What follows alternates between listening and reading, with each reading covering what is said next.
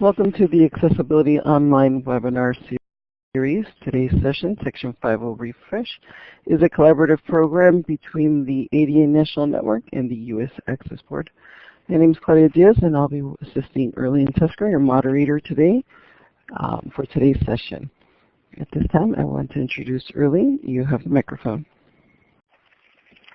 Good afternoon, everyone, and thank you for joining us for today's webinar, which will be on the Section 508 refresh. The purpose of the webinar today is to provide a general summary of the ICT final rule that was published on January 18th. Given the time allotted, it will not address all facets of this rule or likely answer every potential question you may have. Nor should this webinar be viewed as offering legal advice on the meaning or application of the rule. What we do hope is that today's webinar affords a helpful overview of the ICT rule in terms of its organization, structure, and key provisions. Future webinars, and there will be future webinars, will go more in depth on discrete topics or areas of interest. With that said, I would now like to introduce you to today's presenters, who are our two most authoritative staff members on this 508 refresh, and that's because they both had very heavy hands in the compiling of this rule. We have Mr. Tim Cregan, who is a senior accessibility specialist here at the Access Board. He was lead staff on the refresh of the Section 508 standards and the Section 255 guidelines. He was formerly the Director of Consumer Training for ITAC, and before that he was the Director of Public Policy for the Hearing Loss Association of America. Mr. Cregan is a nationally recognized expert on accessible electronic and information technology and telecommunications. We also have Mr. Bruce Bailey. Bruce was also instrumental in writing the 508 refresh, and he has lead responsibilities here at the agency for the website and for providing technical assistance on Section 508 as the policy relates to websites and software. He has been working for over 20 years in the field of assistive technology and more than 10 of those years in the federal government. Mr. Bailey also is an invited expert with the W3C WAI Web Content Accessibility Guidelines Working Group and an ex officio member of the National Instructional Materials Accessibility Standards Board. Now that you know who will be speaking to you today, and you know that they're bringing to you the hands-on experience of what was intended with the rule, how it was written, I am going to turn this over now to Mr. Tim Cregan. Thank you, Erlene. Good afternoon, everyone. This is Tim Cregan, and I'm here happy to be speaking to you this afternoon on this webinar on the 508 refresh. Starting off on slide 13, I'm going to briefly outline the presentation agenda. We have 6 items we're going to cover today. First of all, we're going to give a brief overview of the structure and organization of the final rule. Then, for the benefit of those of you who've been following the rulemaking closely, we're going to give a session on key changes and issues from the proposed rule, which is the Notice of Proposed Rulemaking, which was published in the Federal Register, and it's also found on our website.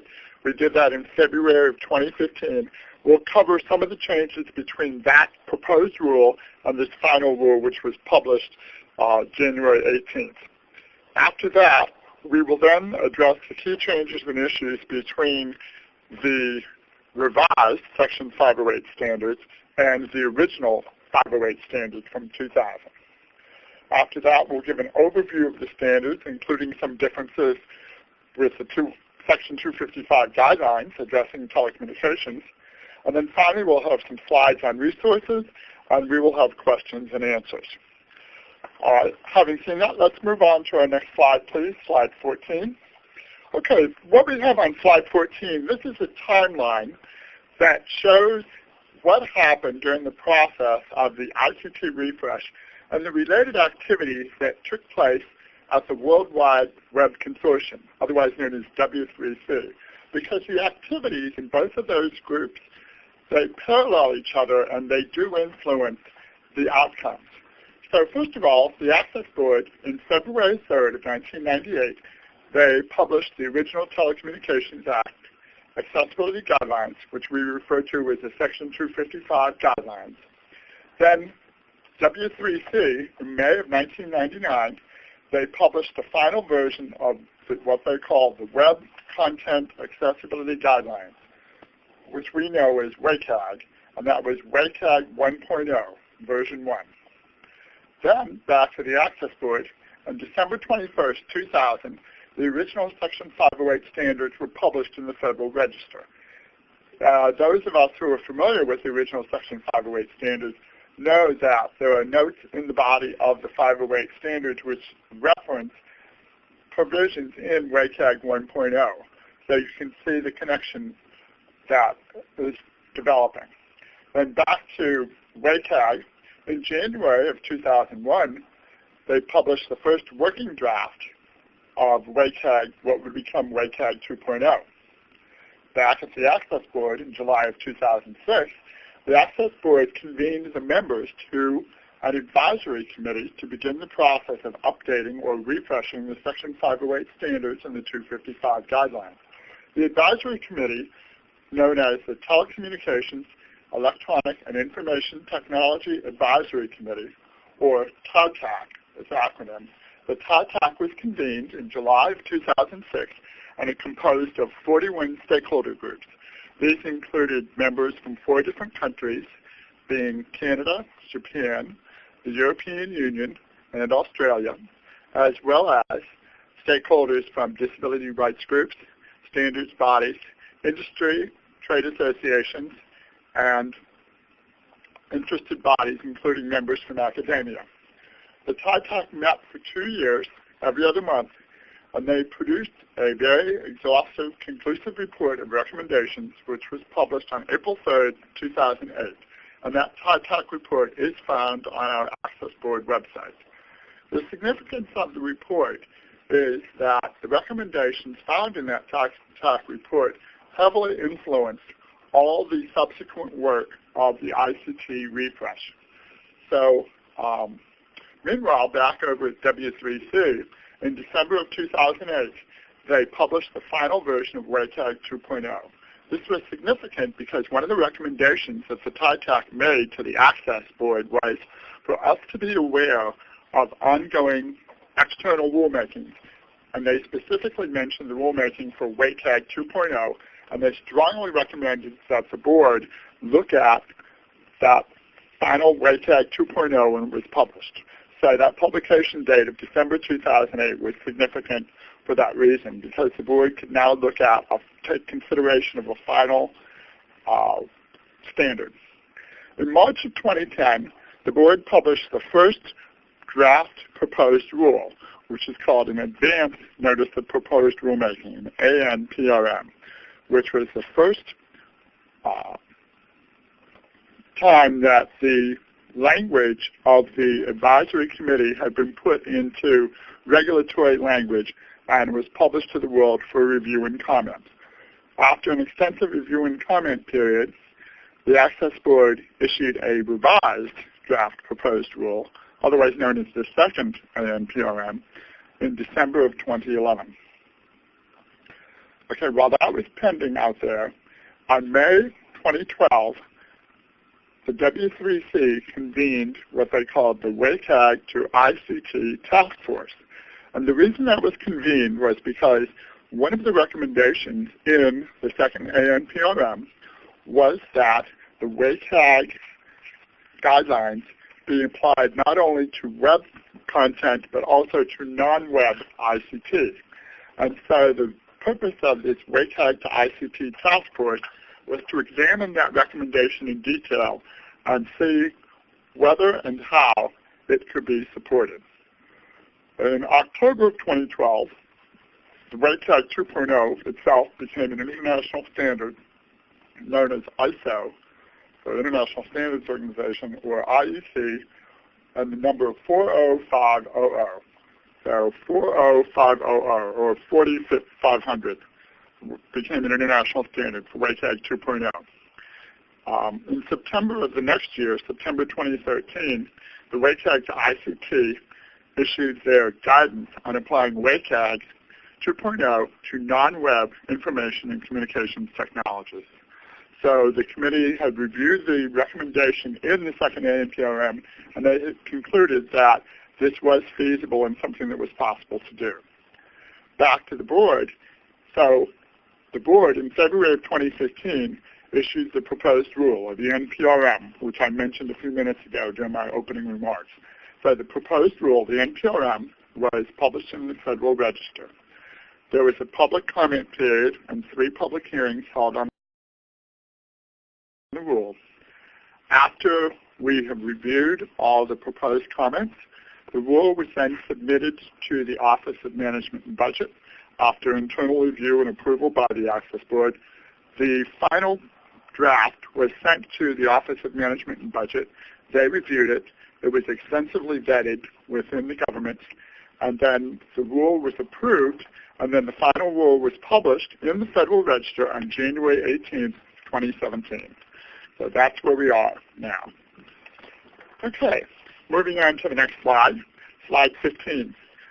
Very quickly, 2 significant changes were that the terminology in 508, instead of referring to electronic and information technology, E&IT, we now refer to information and communication technology, ICT. The terminology is more modern and it's more current. It's used worldwide. The other major change was we now have a function-based approach to the standards instead of product categories.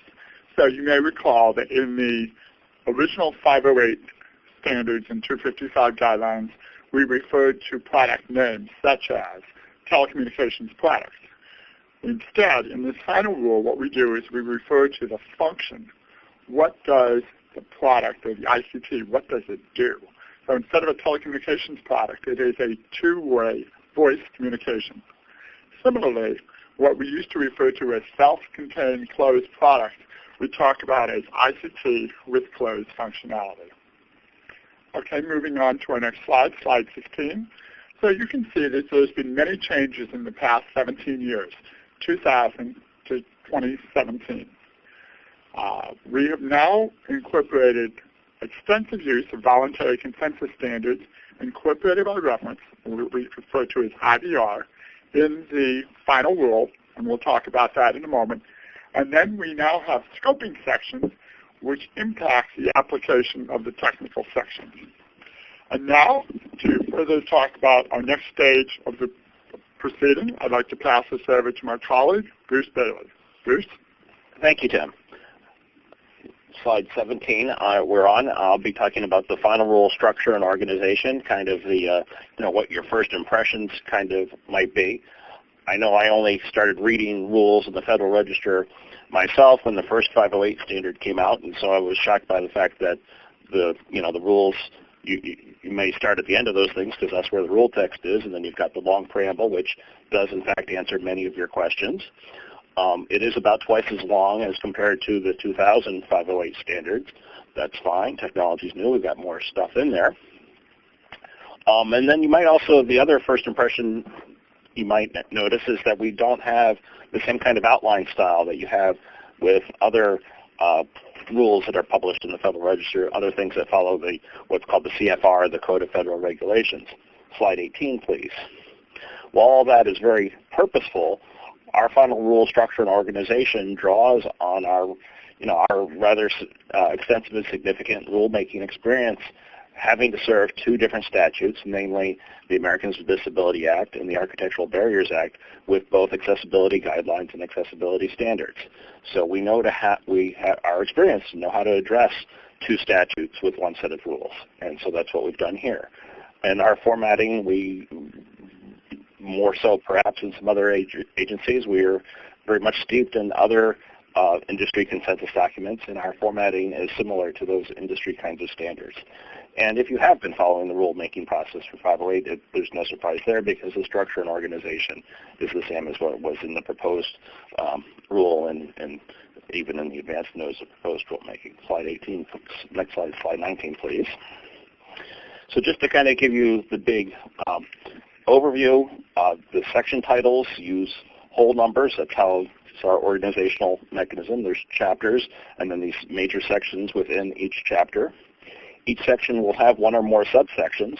Those subsections will have a number also, and their numbers are differentiated by a decimal point, and they also have titles. If there's details within the section, the subsections will have numbers with 2 or more decimal points. And I have a nice example here from Chapter 4, Section 412, ICT with two-way voice communication. The first section underneath that is 412.1, General. The next subsection within 412 is 412.2, Volume Gain. And the first subsection within 412.2 is 412.2.1, Volume Gain for wireline telephones. So it's not too hard it's really very easy to follow once you get used to it.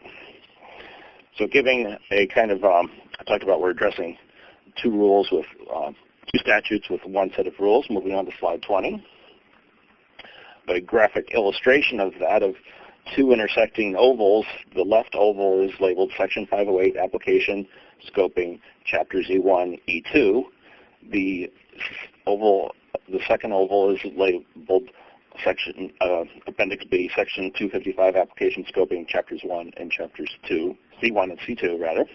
And then where they overlap, it's labeled Appendix C, FPC, Functional Performance Criteria, and Technical Chapters 3, 4, 5, 6, and 7.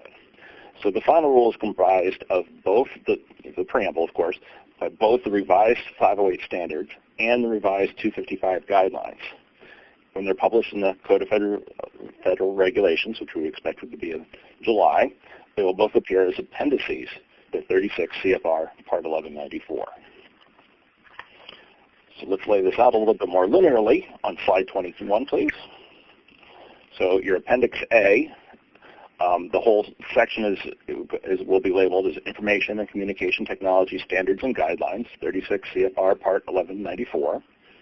Appendix A is 508 Chapter 1, Application Administration, 508 Chapter 2, Scoping. Appendix B is 255 Chapter 1, Application Administration, 255 Chapter 2, Scoping. So we may refer to things like Chapters 1, and that's deliberate, or we might be talking about Chapters 2, because there are, in fact, 2 Chapters 1 and 2 Chapters 2. Appendix C is the FPC and the technical, so Chapter 3, the Functional Performance Criteria. Chapter 4, the hardware. Chapter 5 for software. Chapter 6 for support documentation and services. Chapter 7 for reference standards. And then when published in the Federal Register, Appendix D will be the original 508 standards, and that section will be titled EIT Accessibility Standards as originally published on December 21st, 2000. So there's, moving on to slide 22, there's just a couple things that we want to talk about in particular, and I'll turn over to my colleague Tim. Thank you. Thank you, Bruce. Okay, here we are on slide 22. This is the next item on our agenda, where we're going over key changes and issues that were differences from the proposed rule. This is from the NPRM that was published in 2015. Okay, next slide, please, slide 23. Okay, there are 3 points we're going to talk about in this section. We're going to talk about a new safe harbor provision for legacy ICT, which applies to the revised 508 standards only. We're going to talk about our treatment of real-time text, RTT, and we're going to talk about the functional performance criteria. Okay, so let's begin. Moving on to the next slide, slide 24. Slide 24. This is the new safe harbor provision in the revised 508 standards.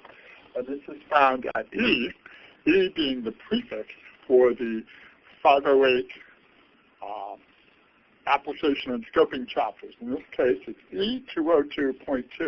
So since it starts with a 2, we know that it's in 508, Chapter 2, and we know that everything found in Chapter 2 is a scoping provision. So this is a new scoping provision which was added in the final rule. And now I'm going to read the text of the provision itself. And I'm going to emphasize 2 phrases that are defined elsewhere.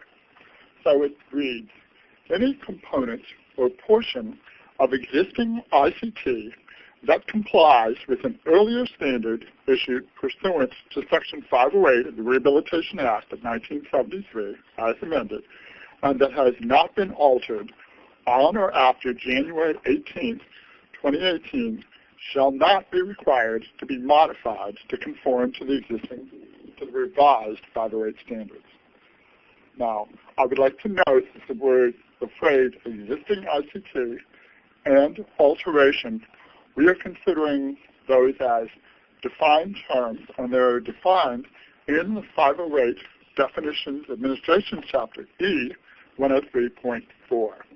So remember, Bruce just told us about application and scoping chapters, and we have examples of an application item definition found at E 103.4 and scoping for E 202.2. Okay, so we have this in front of us, and the question is, what does this now mean? Okay, the revised standards, 508 standards, provide a general exception, which we're referring to sometimes as a safe harbor provision that permits existing ICT in whole or in part to remain as is so long as it meets certain conditions.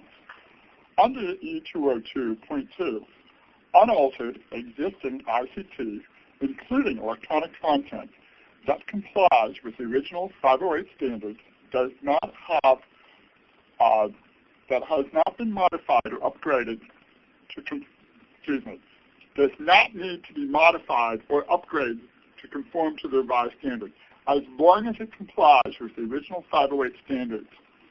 By incorporating a safe harbor for legacy ICT into the revised standards, the Access Board was responding to agencies' concerns about the potential resources required to remediate existing ICT, including agency websites or other public-facing legacy documents.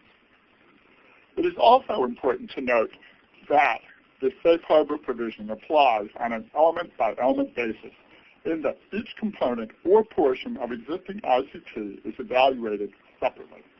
The safe harbor provision references component or portion of existing ICT because it only protects those aspects of ICT that conform to the original standards. So, for example, if you have a web page that conforms to the original 508 standards, but on that web page you have a non-caption embedded video, that video does not comply with the 508 standards. Therefore, that video is not protected by the safe harbor provision, and it must be made to meet with the revised 508 standards. However, the rest of the page, having conformed previously to the original 508 standards as of January 18, 2018, would not need to meet the revised standards until it's altered. Now let's just take a moment to just define our terms. So remember I said that the terms existing ICT and alteration are defined at the 508 Administration Chapter, provision E103.4. Existing ICT is defined as ICT that has been procured, maintained, or used on or before January 18, 2018. You will note that we specifically did not include ICT that has been developed but has not been used before this date, because ICT that is in development still has the opportunity to conform to the technical requirements of the revised 508 standards. Now, the definition for alteration, for purposes of this section, also found within E103.4, is, quotation, a change to existing ICT that affects Hey, Ken. the user. Sorry to interrupt. I'm getting a couple comments here. Ken, they want you to speak louder or get closer. Certainly. Thank you. All right. Is that good? Thank you. Okay. Okay, so very good. So we have just, we've read the text of the safe harbor provision. We've talked about the meaning of the defined terms, existing ICT, and alteration. Now, what I'd like to do now is just take a moment. We received a number of questions on this entire presentation before today, and we're receiving questions today as we go. What we would like to do is to answer some of the questions that we've gotten as they relate to areas in this presentation. On this particular issue of safe harbor, we've gotten a question asking whether the agencies need to retrofit based on changes in revised requirements. And the answer is no. The only retrofit requirement in the revised standard is if the ICT does not meet the original standard. There is no retrofit requirement. Yeah, there is no retrofit requirement. So, then the next question was, how long do the agencies have to implement the revised 508 compliance rules?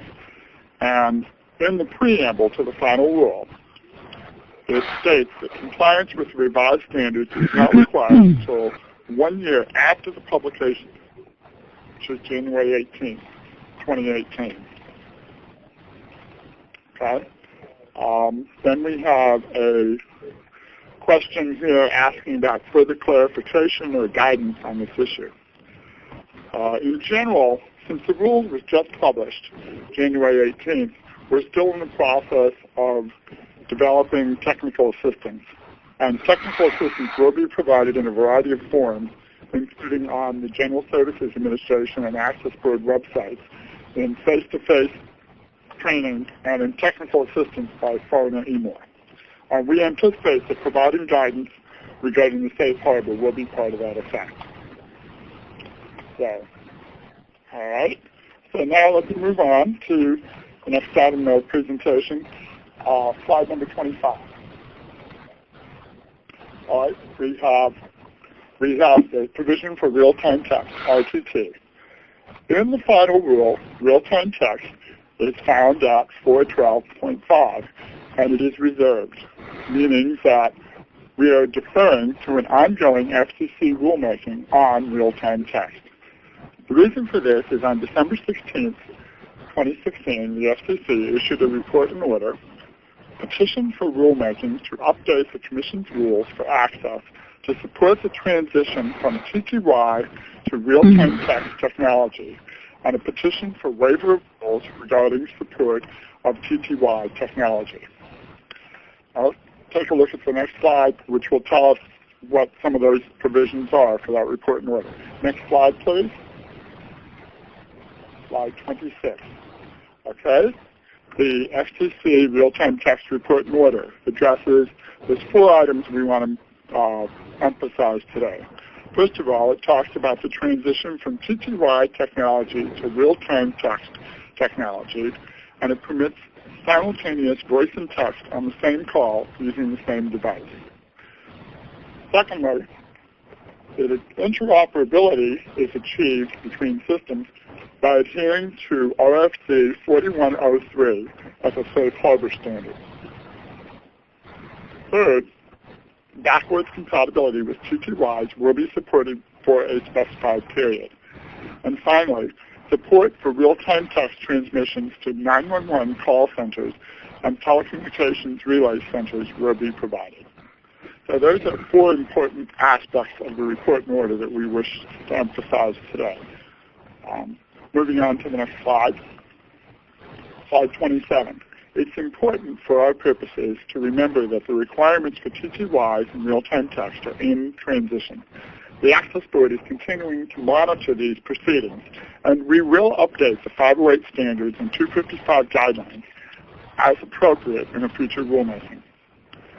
There are no TTY requirements in the revised 508 standards for the time being.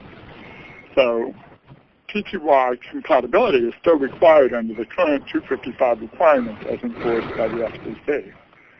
Remember also that the effect this has is there will be no technical requirements for TTYs, but that does not remove an agency's obligation under other rules such as 501 and 504 of the Rehabilitation Act to provide access. All right, let's move on to the third change in the rule. Next slide, please, slide 28. Functional performance criteria, otherwise known as FPC, changes to those. So one of the most significant changes between the NPRM and the final rule, that was we added an FPC to address cognitive accessibility. And this is found at 302.9. This was new to the revised 508 standards. There is a provision for the original 255 guidelines, and this approach harmonizes with the European Union accessibility standard EN 301549. We made this change for the reason of wanting to harmonize with the EU, and also because of, in response to comments we got seeking us to address cognitive issues. So, in addition to the FPC on cognition, we have the FPC for limited hearing, 302.5, and limited vision, 302.2. Those are found in the existing 508 standards and 255 guidelines, but we modified them from the NPRM. We did that in response to NPRM comments. Again, we also did this to more closely harmonize with the EN 301549 standard. Next slide, please. Slide 29. The role of the FPC has also been clarified in the final rule. So the use of the functional performance criteria is consistent with past and current practices. The FPC are applicable when the technical requirements in chapters 4 and 5 do not address the functions of the ICT. And so when the ICT does not conform to technical requirements, you would use the functional performance criteria to evaluate them. Let's explore that a little bit further in our next slide, slide 30. Slide 30. When the ICT does not conform to the technical requirements, you use the functional performance criteria as the basis for equivalent facilitation. So the functional performance criteria are used to determine whether substantially equivalent or greater accessibility as required by equivalent facilitation is provided. For those of you who are following along, we would find the requirement for equivalent facilitation at the beginning of the revised Section 508 standards. It would be found under E101.2. E101.2, equivalent facilitation. So this is similarly under the 255 guidelines. It's found at C101.2. So the point of that is that the functional performance criteria are used to test equivalent facilitation. So when the ICT features conform to the technical requirements in chapters 4 and 5, you don't use the FPC. All right, at this point, I'd like to turn the program back over to Bruce to talk about the next item in our agenda, key changes and issues from original 508. Bruce? Thank you, Tim. I'm on slide 31. Bruce, it's hard to hear you. I'm on slide 30. I did this Tuesday. I'm on slide 31, talking about key changes and issues from original 508. I'm going to highlight 3 topics, but of course those 3 key changes that Tim talked about from the NPRM, of course, would be relevant for somebody looking at the final rule with only the current original 508 perspective in mind as well. Those are, of course, important for everybody as well. So slide 32, please. So again, my orientation for these, this is not, of course, all the changes. It's just the 3 big ones that we want to talk about today. Between the final rule as compared to what's out in the year 2000 original rule. The first topic I'll be talking about is our broad application of the WCAG 2.0 standard. Some people say WCAG or WCAG, that's all fine. It stands for the Web Content Accessibility Guidelines. I'll be saying WCAG because I think it's a nice way to do things, is the way I remember that. And within that, I'm going to be talking about delineation of covered electronic content and what that means. Then I'll be talking about ICT with closed functionality. And then I want to try and address the question about what about mobile, which has come up a lot. And we'll have a couple or 3 slides that talk about that. So slide 33, the broad application of WCAG 2.0. We are applying the WCAG 2.0 Level A and Level AA success criteria and the conformance requirements as they are in WCAG, and we're applying them to WCAG, but then or to web content, excuse me. But we're also applying them to covered non-web documents, and we're applying them to software user interfaces. As Tim described in the timeline slide, that was controversial in our second ANPRM, but the idea has been thoroughly vetted at this point, and I'll describe that in a little bit of detail. Our approach is similar to approach used elsewhere, and it's consistent with the proposals in the second NPRM and the NPRM, so no surprises at this point at all. And I've got an illustration on slide 34 to try and give an overview of that. The main idea to show with this illustration is that to get across the idea that there's quite a lot in the ICT rule and the 508-255 rule that doesn't have anything to do with WCAG. I mean, WCAG doesn't apply to hardware. Doesn't necessarily, there's a lot in the 508 rule that you need to be aware of and follow that's not in WCAG. There's also a good bit in WCAG that's not included in the 508 rule. So here we have the two overlapping circles, and within the WCAG 2.0 circle, I've got a circle for A representing the single A success criteria, a circle for double A representing the double A success criteria, and a circle for triple A for the triple A success criteria. And the triple A success criteria are, of course, within WCAG, but they're not included within the 508-255 rule. This is, just kind of a general schematic. I could also have like the conformance requirements and the definitions and such here, but this, I think, conveys the general idea. So I want to go on to the next slide, the 34, WCAG 2.0 incorporation by reference. Here I list the 5 places that the citation to WCAG occurs. And notably, the Chapter 2 citations are particularly important, and I've got a slide coming up on those. But the 508 Chapter 2, you probably find that in E205.4 Accessibility Standard under 205 Electronic Content. And then in Section 207.2 WCAG Conformance under E207 for software. Then there's also, it comes up in Chapter 5 under software because we have a requirement, a section for authoring tools, so that's 504 that mentions WCAG. And Chapter 6, support documentation and services, 602.3 electronic support documentation, again calls back our citation to WCAG. So let's go to slide 36 and take a look at what that citation looks like specifically. And the paragraph will be E205.4 accessibility standard. Electronic content shall conform to level A and AA success criteria by conformance requirements in WCAG 2.0 incorporated by reference C702.10.1. And I want to point out that reference specifically because there was a question that came in as our webinar was forming up, 702.10.1.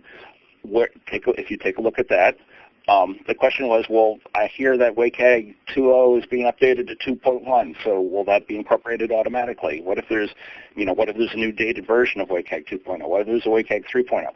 None of those would matter because our citation is to the date certain version that's at 702.10.1. So the WCAG 2.0 as published on December 8th, or 2008, or December 12th, I think it might have been. Anyway, so it's the that specific edition, and it doesn't matter if there's a new 2.1. We would have to do a rulemaking to have our stuff update to if we wanted to make the updated reference, and that would be all due consideration, deliberation. It will not be silent. Thank you. December 11th, 2008.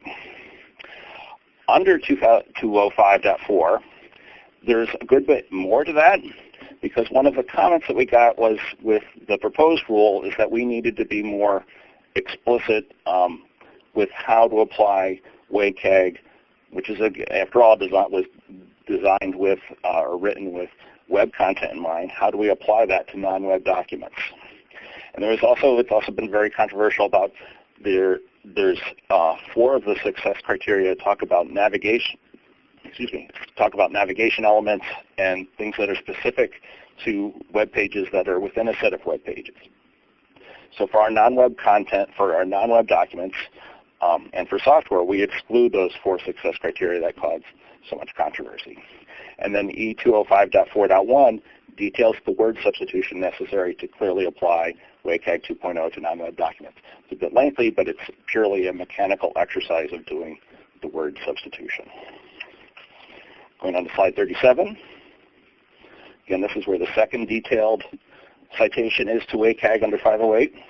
E207.2 WCAG conformance, user interface components, as well as the contents of platforms and applications shall conform to what level A and level AA success criteria and conformance requirements in WCAG incorporated by reference C702.10.1. So exactly the same, except that instead of saying electronic content, we're saying user interface components and content of software and applications.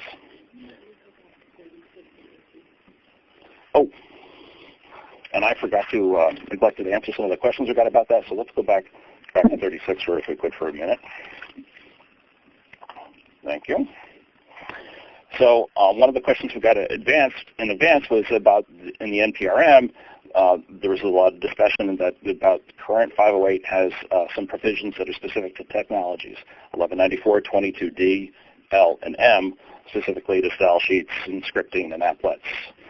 Can you clarify if these can be officially eliminated? Now, I kind of cringed when I saw that eliminated question because these are addressed in WCAG 2.0 because WCAG 2.0 is technology neutral. It applies to all of these different technologies equally. So you can apply all of the success criteria and conformance requirements to style sheets, scripting, and applets. You apply it to the whole content. So if you're using those contents, all of WCAG applies. So you may not have those direct parallels, but it's all there. And then on a similar level, we got a question about that the best web experiences include various scripting technologies. Is it still an absolute requirement to have a no JavaScript fallback? And under 508, and again, I'm talking about 508 requirements, not the like say the WCAG 1.0 requirements, which are different. Under 508, there never was a no JavaScript fallback. The original 508 1194 22L requires, and quote, information provided by the script shall be identified with functional text that can be read by assistive technology, unquote. So the no script fallbacks were generally, but that was not a functional text that can be read by assistive technology. That was just something completely different. So the way the original 508 did this is compatible with what WCAG 2.0 does. So WCAG 2.0 requires that web pages, including those with JavaScript, to be deployed in ways that are supported by assistive technology. So WCAG 2.0 level AA does not require avoiding JavaScript, and nor does it require having pages that function with JavaScript disabled. And then the third question we got ahead of time that kind of relates to this, and we're still on the right slide, good. That talked about, I mentioned these 4 exceptions for non-web documents. And I'll say caller, but the person wrote in that PDFs are considered web content and served up by HTTP. Would a PDF be subject to different requirements depending on whether it was emailed or posted via HTTP? And that's a great question. It's very technical. And yes, that's true of a particular file, and this would apply to Word files and spreadsheets as well, that when it's posted on a website, it has to follow all of WCAG 2.0. If it's an email attachment, you get those 4 exceptions. But remember, those 4 exceptions are for success criteria, specific to navigation mechanisms and repeated elements that appear on multiple web pages within a set of web pages. So, a standalone file, PDF, a standalone Word file, would not be part of the set. And those 4 success criteria would not be applicable in that case. So the distinction between delivery by HTTP or email attachment, it's not the determining factor in determining, in using WCAG. Technically, it's correct, but it's not going to make a difference for what that document has to do to be accessible. All right, so thank you. Moving on to for the software. I said I already read the comparison of how the citation is. The only thing I want to further mention with that is that it has a similar exception on slide 37. The word substitution is a little bit more complicated with adapting WCAG 2.0 for software as opposed to non-web documents. So we couldn't mechanically do a word substitution for conformance requirement 3, so we don't require conformance requirement 3, and then we add in our own equivalent requirements. So they're very parallel, compatible with each other, but the mechanics of applying WCAG 2.0 to software as opposed to non-web documents is a little bit different. And then there's also an exception for software that is assistive technology, that we don't want to apply all of WCAG to AT that's a web application. Moving on to slide 38, the WCAG incorporation by reference under 255. Again, nearly identical to what we saw in Chapter 2 for 508, so C301 as compared to E205.4. Instead of just electronic content, it's electronic content that is integral to the use of telecommunications or customer premises equipment, shall conform to level A and AA success criteria and conformance requirements, blah, blah, blah. And the software citation under 255, E205.2 is identical, exact same wording as the software citation found for 255, the E207.2. So one of the questions we get is, well, how do I know which electronic content is integral to the use of telecommunications or customer premises equipment? And this is,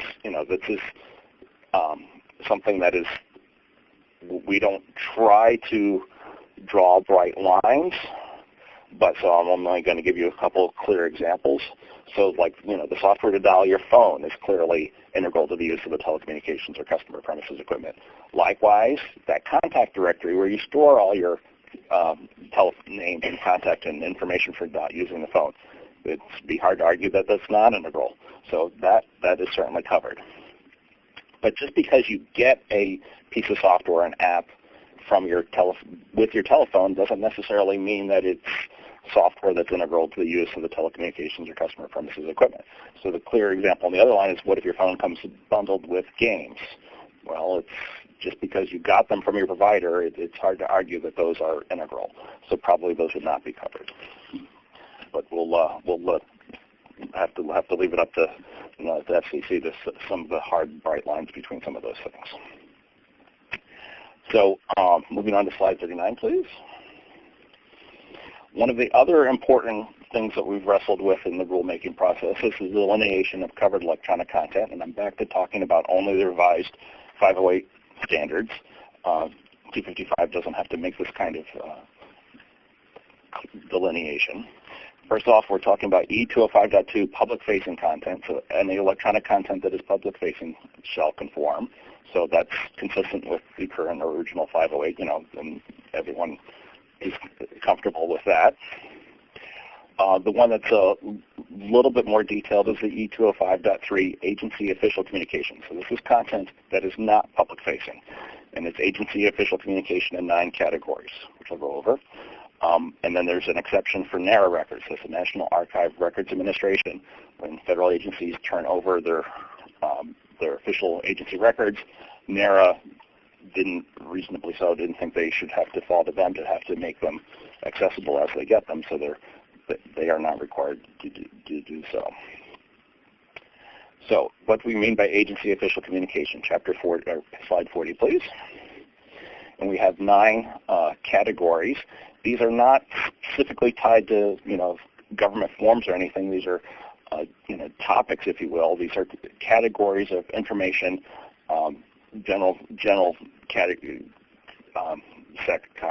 topics. A, an emergency notification. B, an initial or final decision adjudicating an administrative claim or proceeding. C, an internal or external program or policy announcement. D, a notice of benefits, program eligibility, employment opportunity, or personal action. E, a formal acknowledgement of receipt. F, a survey questionnaire. G, a template or form. H, educational or training materials. And then I, intranet content designed as a web page. So in particular, I want to mention that H, the educational training materials, that's very compatible with the current original 508, which that covers educational training materials, and then current 508 covers intranet sites at the same breadth that it covers internet sites. So that's fully consistent.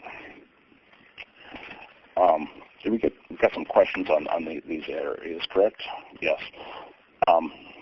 So one of the questions we had was, do all non-public facing, non-web educational and training materials like reports, PowerPoints, Word documents, Excel spreadsheets, PDF, created after the compliance date need to comply with the revised Section 508 standards?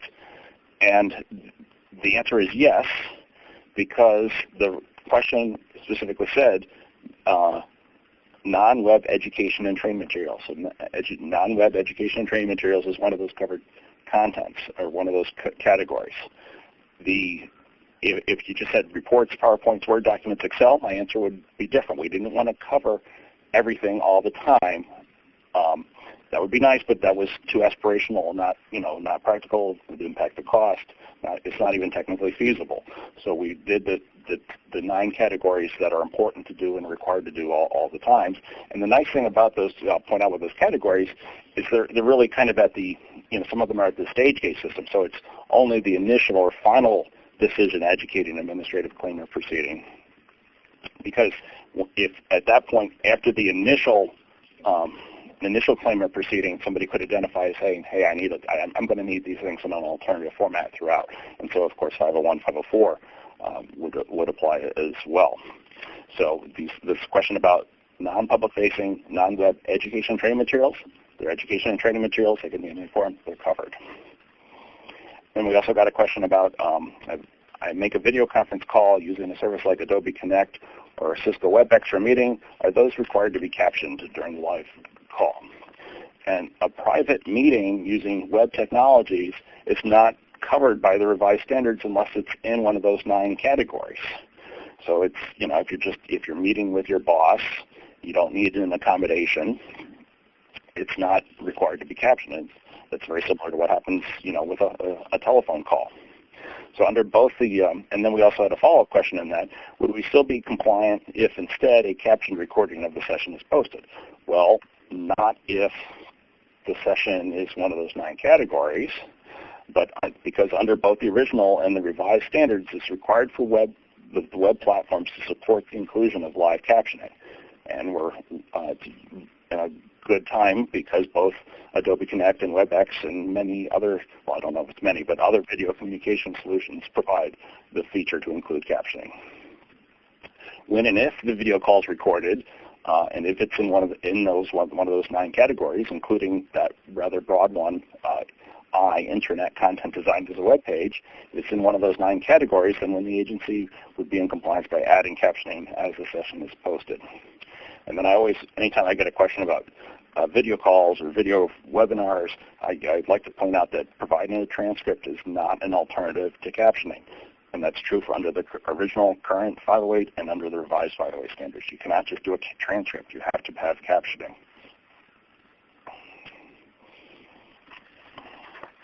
Okay, let's go on to slide 41, please. I want to talk a little bit about ICT with closed functionality. This is not everything that's in the section on the closed product functionality, but it's it's an important topic. In the section heading, we're within the 400 series, so we're in Chapter 4 for hardware. The main section name is 402, closed functionality, and there's a lot of it in there. There's 5 subsections, and some of those are quite extensive and have subsections themselves. But I want to point out that we now have an explicit requirement for speech output. 402.2, speech output enabled. ICT with a display screen shall be speech output enabled for full and independent use by individuals with visual impairments. It draws on a lot of the requirements that we have, and it's compatible with the requirements we have under the ADA for ATMs and ticketing and fare vending machines. But it goes into a good bit more detail there as well, and it's fairly nuanced, so I could probably spend an hour talking about this one section, but I'm not going to. I just want to point out that there's 6 exceptions within there and then 5 subsections. So it is a pretty detailed section, but the thing that is new is that we are affirmatively requiring speech. So what about mobile? Slide 42. We have considered mobile technologies throughout the rulemaking process. We've gotten a lot of questions about what we were going to do and how we were making sure we were addressing it, and we have. But there is not a separate section or a chapter for mobile specifically. However, mobile technologies and different sizes, physical sizes of devices was taken into account throughout the rulemaking process. So mobile phones are covered under hardware. So see the Chapter 4 for hardware. They work very well for the hardware accessibility requirements. Mobile apps are covered under software. Again, apps are software, they're covered under software. So if you see the Chapter 2 citations, they'll be there for WCAG 2.0 for software, E207.2, and then all of Chapter 5 and on software, also in C205.2. Yes, so we got a question about how to, if we're looking, and I'm going to go ahead and read the question. If looking forward to the expanding use of mobile technologies, is it accurate or useful to consider WCAG 2.0, 2.11, 2.11, and 2.1.2 keyboard specifications to be equivalent to swipe and tap gestures used in iOS VoiceOver or Android TalkBack? And what I have to, when we get specific questions about the WCAG 2.0, our general, our first point is to take a look at the WCAG 2.0 standard. If it's not right there in the standard, go to some of the guidance documents. But this topic about, is swipe and tap gestures, we're talking about a keyboard accessibility requirement for things that don't have physical keyboards. It seems a little odd. But the intent behind the WCAG 2.0 success criteria for keyboard accessibility, 2.11, 2.12, they're about content supporting the keyboard accessibility, and that includes keyboard emulation that might be provided through assistive technology or through the operating system. Those success criteria, 2.11, 2.12, do not require that the hardware used to access the content include a physical keyboard. And the WCAG 2.0 standard, even though it was written in 2008, if you see the note there for keyboard interface, or see the definition for keyboard interface, and the requirements about a keyboard interface, it's not about a keyboard per se. It seems like that, I'm being very lawyerly here, but that's important. Note 1 there says a keyboard interface allows users to provide keystroke input to programs even if the native technology does not contain a keyboard. So yes, it works. And Note 1 even includes the example of the touchscreen PDA, because of course the iPhone wasn't out back then, but there was already keyboard-free, touch-only devices, and the WCAG success criteria work very well on their face for those. So let's go on to 43. Do phones have to be speech output enabled, which is, of course, what people, kind of the $60 question here. Scoping requirements, not $60. How much was that game show? Scoping requirements differ under 508 standards in the 255 guidelines. Under 508, all of 402 closed functionality applies, including the 402 for speech output enabled. So the requirement is that federal agencies buy mobile phones that talk, that are, they're going to be useful for people that are blind.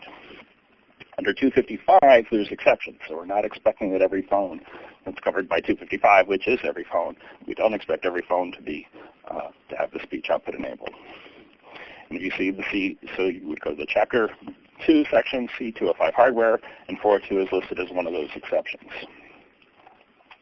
Going to slide 44, I'll point out that this section, and again, this is 508 only because 255 has that broad exception. We're talking about closed functionality. We're not talking about products with self-contained closed functionality. We're back to looking at features. And we're applying our requirements to things that include phones and they include kiosks, and we needed our provisions to address both. Several provisions in Chapter 4 have exceptions for personalized ICT. So I give you the example of 402.2.5 Braille instructions. So for a kiosk, there's a requirement that there's Braille instruction for initiating the speech mode. For a phone, there's an exception for that. Exception, devices for personal use shall not be required to conform to 402.2.5.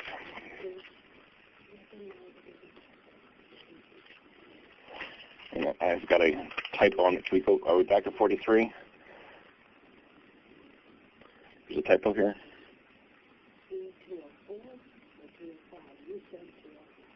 I said 205, and it should be 204. Yes. Okay. Thank you. 204, not what I said out loud. The slide's correct. Moving to slide 45, Section 255 guideline scoping. I want to kind of draw a quick contrast between the 508 requirements and the 255 requirements. Again, the scoping chapters are important. ICT covered by Section 255 is generally required to comply with the technical requirements in chapters 4 through 7.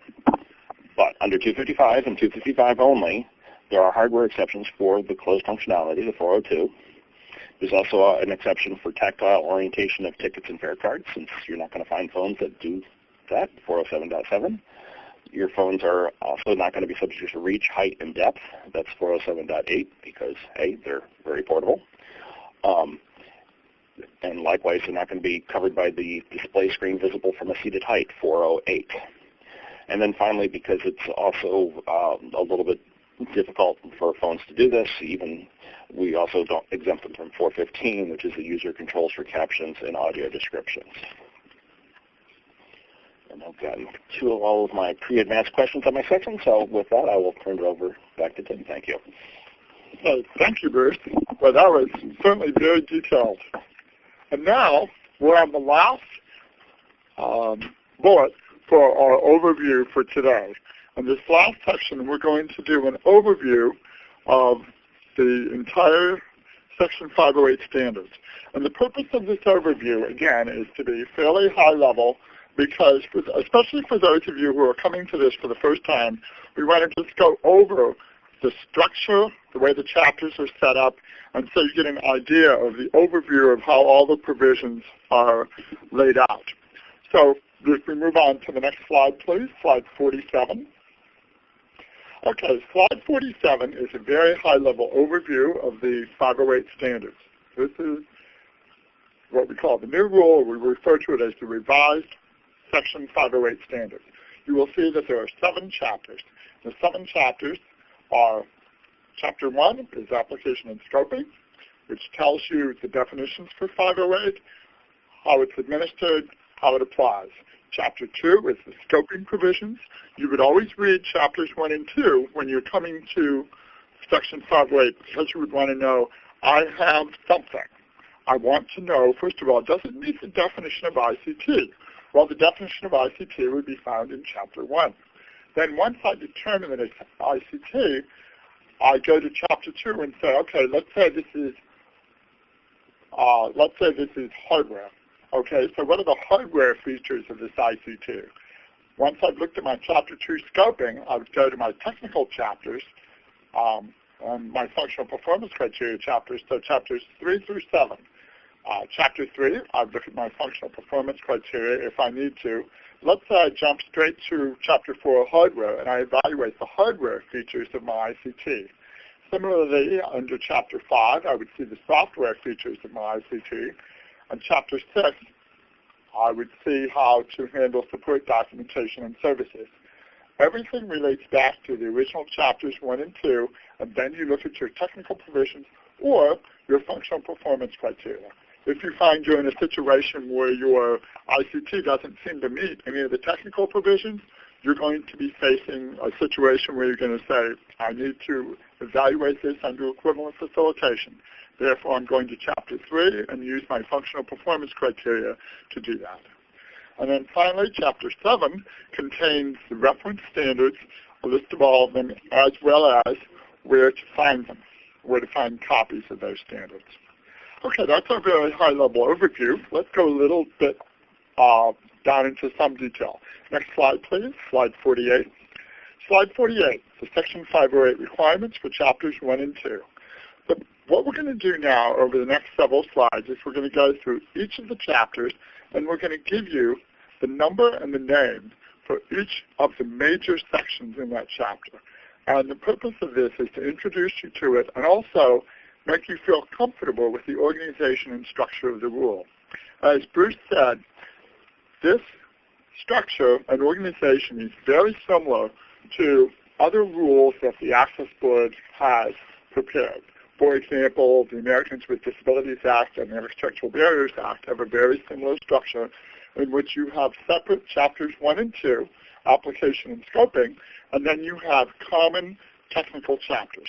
So in this case, our Chapter 1, Application Administration, the first provision, E telling us that prefix tells us this applies to Section 508, E101 General. Then we have E102, which refers to the reference standards, and then E103, which contains the definitions. Okay. Then we move on to Chapter 2, which contains the scoping requirements. Again, the prefix in all of these sections is an E, indicating that this applies to ICT covered under this Section 508 law, and these are the regulations which implement it. So E201 is the application in Chapter 2. E202 contains our general exceptions.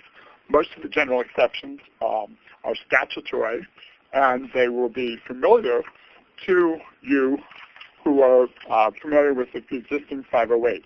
But as we said before, we did make some changes. We did add the additional exception for E202.5 for legacy ICT. So, but that's the provision, that's the section where you would find your exceptions. E203, access to functionality, specifies how agencies have a duty and an obligation to review and make sure that members of the general public with disabilities, as well as federal employees with disabilities, must be provided access to and use of ICT in a manner that's comparable to that enjoyed by individuals without disabilities. So that's found in E203, access to functionality. E204, functional performance criteria. E205, the content provision. Bruce talked about that at some length, where he talked about the requirements for public-facing and for non-public-facing content. And the parent provision here is E205. That's scoping for content. Similarly, E206 contains the scoping for hardware. E207, scoping for software. And E208, support documentation and services.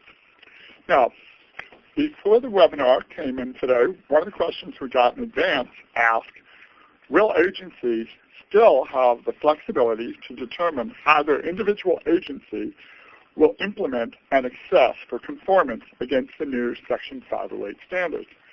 And the answer to that is yes, absolutely. Agencies still will have that flexibility, because under the Rehabilitation Act, agencies are independently responsible for implementing and enforcing the 508 requirements. So the revised standards do not change this statutory directive. All right, let's move on to our next slide. This slide is Chapter 3, the Functional Performance Criteria. So you will note that all the chapters from here on out do not have prefixes. There's no E, there's no C, because these are the technical or functional performance criteria which are common to both laws.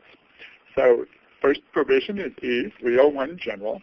Then the second major provision is 302 Functional Performance Criteria. Within the functional performance criteria, there are 9 subsections: 302.1, without vision; 302.2, with limited vision; 302.3, without perception of color; 302.4, without hearing; 302.5, with limited hearing; 302.6, without speech; 302.7, with limited manipulation; 302.8, with limited reach and strength; and finally, the new provision, as we mentioned before, 302.9, with limited language, cognitive, and learning abilities. All right, so this is our overview. Now, okay, let's see here. We do have a question, and with regard to this particular section. It says, are there any plans in place to provide guidance on making emerging technologies 508 compliant, such as virtual reality and voice-activated applications? Good question. Okay, so we talked about how this is early days yet. The rule has just been published. So we are in the planning phases of creating a guide to the ICT standards. And it will parallel the guidance that we provide for the ADA and the ABA standards on our website. We did consider contemporary voice recognition and voice control, both of which have been available in some form for a decade at least, in the development of the revised standards. At the very least, these could be examples of covered ICT for which one would apply the functional performance criteria. In other words, you would be looking at the provisions to see whether or not you have equivalent facilitation. Is there equivalent access to the information and data using these technologies? So that's a very good question. All right, moving on. Our next slide, slide 50, is chapter on hardware. This is one of the longest chapters in the book in terms of the number of provisions. Bruce gave overviews of several of the different sub-provisions and subsections within this chapter. So let's see where we are. First provision is always 401, general. Second provision, 402, closed functionality. Remember that used to be referred to as self-contained closed products in the original 508. Now it's the functionality of closed functionality, 402. 403, biometrics. 404, preservation of information provided for accessibility. 405, privacy. 406, standard connections. 407, operable parts. 408, display screens. 409, status indicators. 410, color coding. 411, audible signals. 412, ICT with two-way communication. Remember, I gave that as an example at the very beginning, where previously we might have referred to this as telephones or telecommunications. Now we're saying what is the function of this ICT. And the ICT, in this case, provides voice communication two ways. So 413 is closed caption processing technologies. 414 is audio description processing technologies. And then 415 is the user controls for each of those technologies. So 415 addresses the user controls for captions and for audio description. So Chapter 4, hardware, is, as I said before, has a lot of detail and it's quite long. One of the questions we got before the webinar started is germane to this chapter. And it says, please address specific requirements in regard to information display distance and color contrast. How do we know what colors are Section 508 compliant? Okay, so in this case, what you would do is you would look to Chapter 4, hardware, and you would look at Section 402.4, which is characters on display screens. 402.5, characters on variable message signs, and 408.2, visibility. The requirements do not address color, only the contrast, and it does not specify a contrast ratio. So provision 402.4 is character. It's the latter part of the provision. It's fairly lengthy. The second paragraph, this is for characters on display screens, and it gives the first part of the provision talks about the size and the style of the characters. And then it says, characters shall contrast with their background with either light characters on a dark background or dark characters on a light background. So, and we will be providing further technical assistance on all these questions. What we want to do is just answer your questions very briefly as part of this overview. All right, let's move on to our next slide, which is slide 51. This is the chapter for software. Now, you'll notice this seems awfully short to address software. And Bruce was talking about the incorporation by reference of the WCAG 2.0 accessibility guidelines and success criteria. So a lot of the details are found in WCAG applied to software. And remember, it's all incorporated by reference. In the Section 508 chapter on software, we have 4 provisions. 501, general. 502, which talks about interoperability with assistive technology. 503, which is applications. And 504, which is authoring tools. Now, we had, one of the questions we asked was, are there any differences between the 508 refresh and the WCAG 2.0 AA guidelines? And they said, my organization has been working to meet AA, WCAG AA, and I can't find clear guidance on whether there's differences between the two.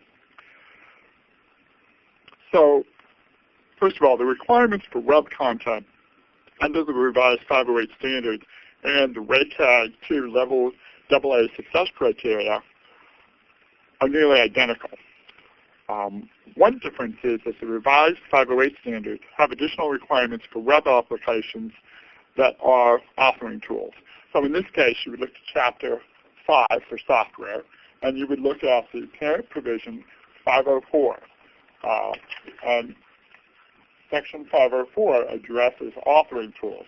But this is something that's in 508, but it's not in the WCAG 2.0 success criteria. So this is an example of a difference. So remember, when you use the revised Section 508 standards, you're using the standards and you're incorporating WCAG 2.0 success criteria level A and AA. And then you have to have the two of them together to be conformant. All right, let's see where we are now. Let's move on to slide 52. Oops, back up one. Thank you. Oh, whoa, it's jumpy. Okay, so it's chapters 6 and 7. So chapter 6 is support documentation and services, and chapter 7 are the reference standards. So chapter 6, again, this is starting to seem very familiar. It's like a pattern. So the first provision in the chapter is a general provision, 601 general.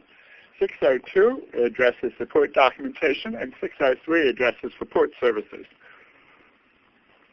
And then Chapter 7 is reference standards, which are 701 general and 702 incorporation by reference.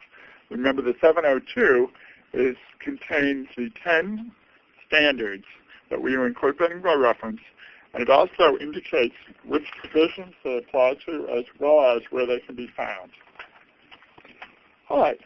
Now, one of the questions we got about Chapter 6, it was picking up on what Bruce talked about before in the scoping chapters, where in E205.4 there were exceptions for WCAG success criteria which do not apply. Now it says in Chapter 6, the support documentation does not contain the 4 exceptions for documents from E205.4. Are these 4 exceptions not applicable if a document is a support document? So remember, Bruce talked about this a few minutes ago. So the 4 exceptions that he talked about are for success criteria specific to navigation mechanisms and repeated elements appearing on multiple web pages within a set of web pages. So the question's presupposing that you have a standalone document. Well, if it's a standalone document, then it would not be part of a set. So those 4 success criteria would not apply. The electronic support documentation referenced in 602.3, which is a subsection, can be either web or non-web content. E205, which is scoping for 508, and C203, which is scoping for 255, they detail when the 4 exceptions are applicable. So again, I cannot emphasize enough, when you have a question and you're trying to think to yourself, does this apply, and if so, how? The first thing you should always do is you should go look at those application and scoping chapters, because that is it's like the beginning of a journey, and that's like the beginning of the roadmap that takes you where you want to go. All right, moving on. Okay, so remember, Bruce, this slide 53 is a comparison of the appendices. Appendix A, 508, and B, 255. Now remember, you saw back several slides ago, Bruce gave you an overview, which was the 4 appendices in this final rule. Appendix A, B, C, and D. And Appendix A is the 508 provision, and Appendix B contains the sections that address 255. Okay, so there's Chapter 1. So the Chapters 1 of 508 and 255, those Chapters 1 have the same 3 provision titles: a general section, a reference standard section, and definition section. Now, the definition sections for 508 and for 255 are not identical, because some definitions appear in 508 that don't appear in 255, and vice versa. Okay, so there's a lot of similarities, but these two rules are not identical. Next slide, please. Now, again, we're comparing Appendices A and B. So we're comparing 508 in Appendix A with Section 255 in Appendix B, the Chapter 2. Both of them have an application provision. So in 508, it's E201 application, and it corresponds to the C201 application, different application. So 508 applies to agencies.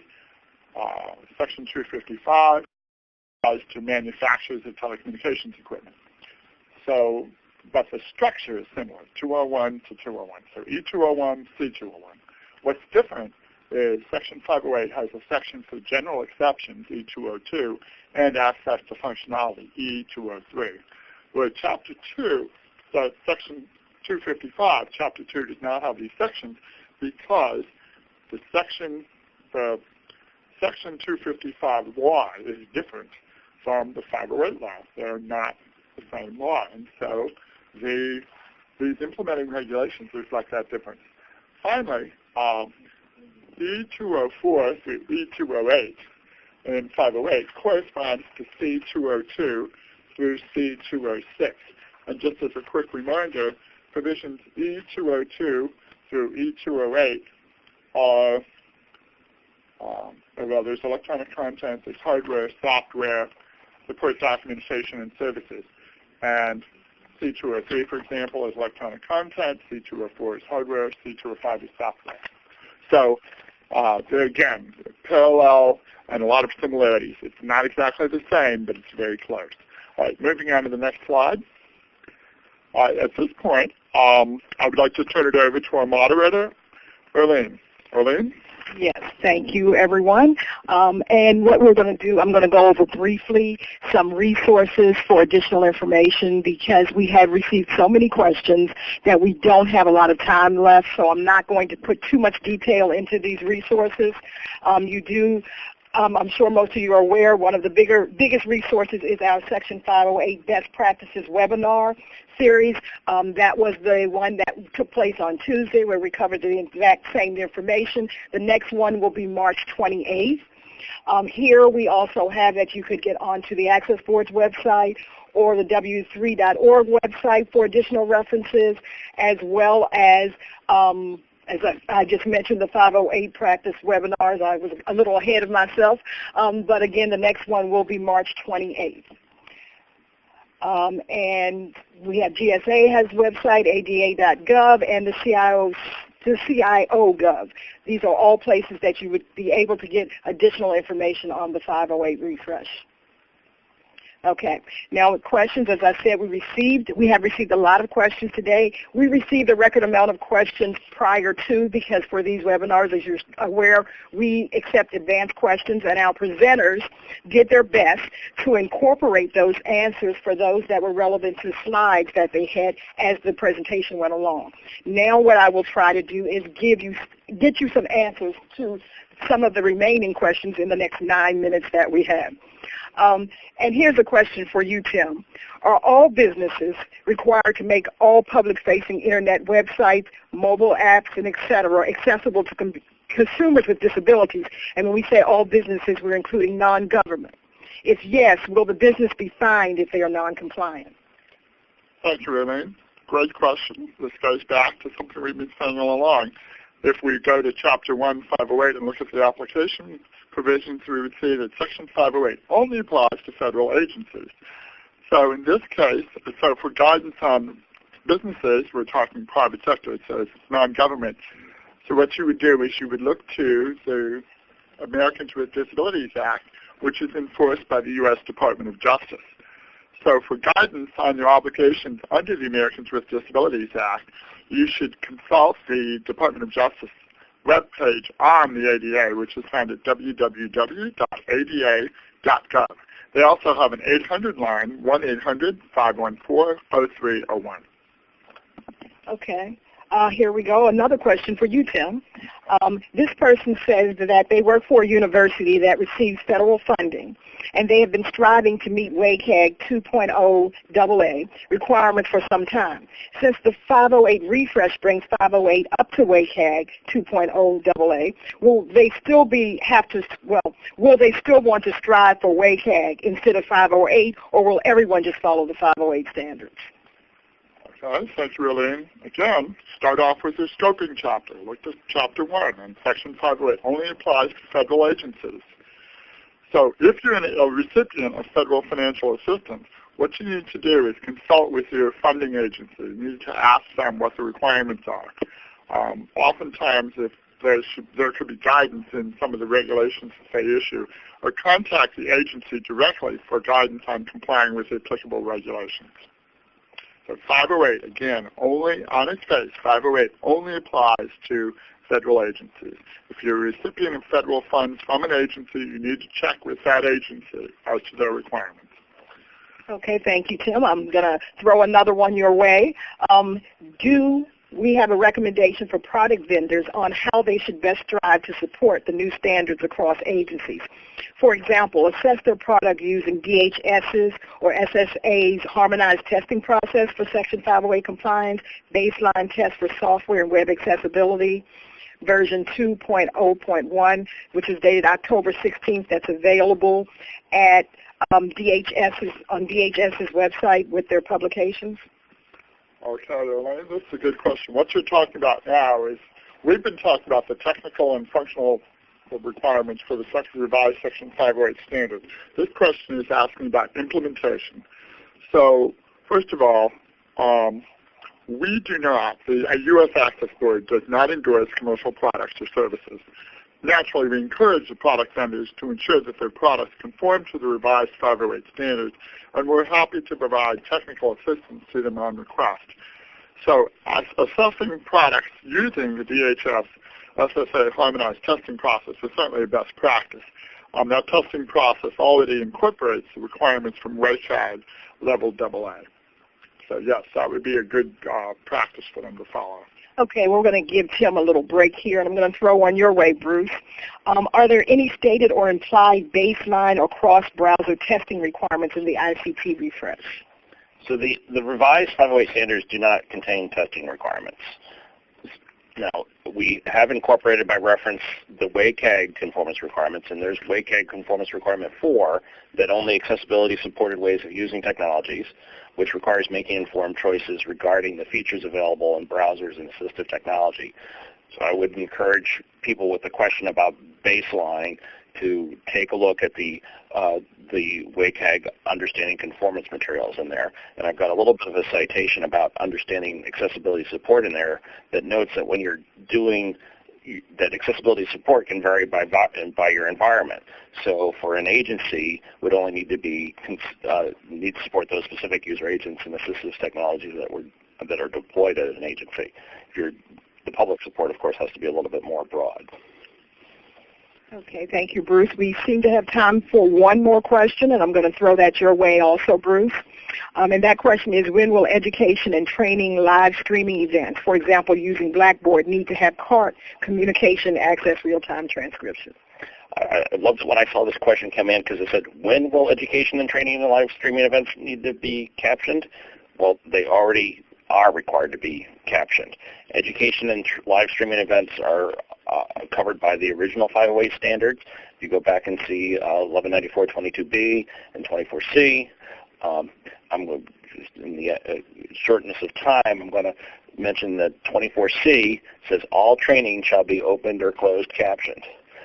And the original 508 preamble goes on for discussion about there, and they talk about that they mean, yes, live streaming, and that's the same section that talks about about transcripts not being a substitute for caption. So that's in the 65th edition of the of the Federal Register, and I even have the page number for you, 80511. Okay. Well, I want to thank both Bruce and Tim for all of the information that they've shared with us here today.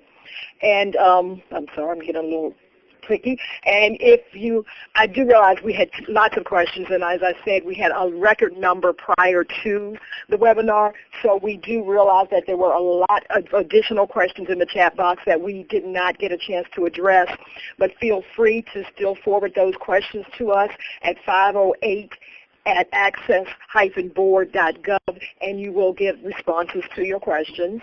And I just want to note that our next webinar session is scheduled for March 2nd, and it will be on our medical diagnostic equipment final rule. And again, thank you for joining us.